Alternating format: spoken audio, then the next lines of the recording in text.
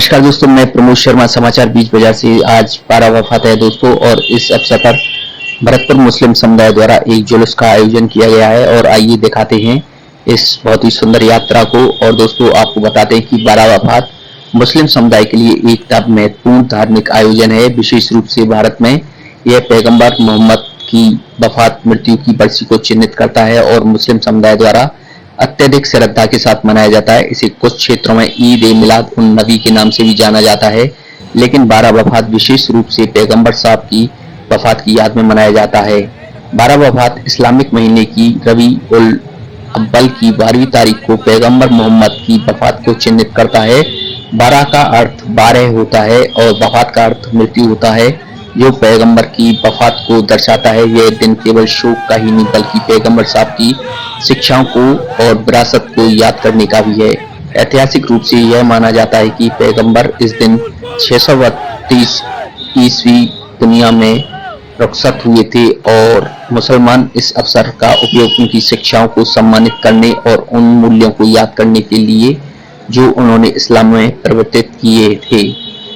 इस्लाम में 12 वफात का महत्व बताएं आपको, तो 12 वफात का धार्मिक महत्व अत्यधिक है। इस दिन मुसलमानों को प्रार्थना, चिंतन और दया का कार्यों में संलग्न होने के लिए प्रोत्साहित किया जाता है। बहुत से लोग मानते हैं कि 12 वफात का पालन करने से भी अल्लाह के करीब अपने संबंधों को मजबूत करते हैं और पैगंबर के आदर्श जीवन को दर्शाते हैं।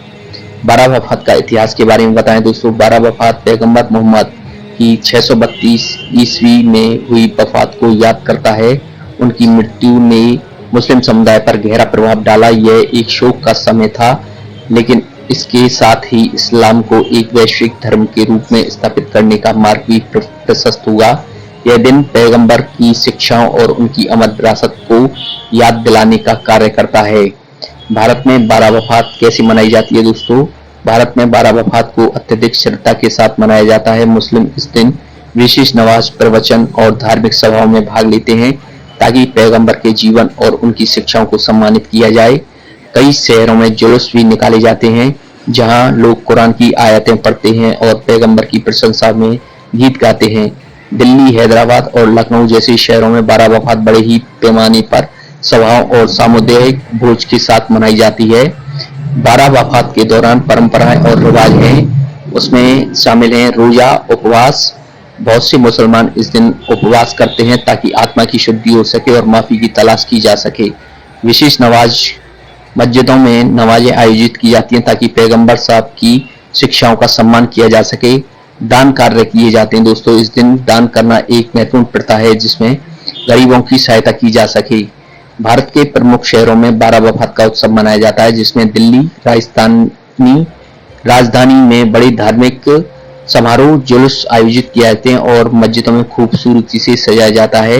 हैदराबाद में अपने समृद्ध इस्लामी संस्कृति के लिए जाने जाने वाला हैदराबाद धार्मिक और सांस्कृतिक कार्यक्रम का अद्वितीय मिश्रण प्रस्तुत करता है। लखनऊ, इस शहर का इस्लामी परंपराओं से गहरा संबंध है और 12 वफात यहाँ बड़े ही उत्साह के साथ मनाई जाती है। 12 वफात के दौरान रोजे का महत्व के बारे में बताएं दोस्तों।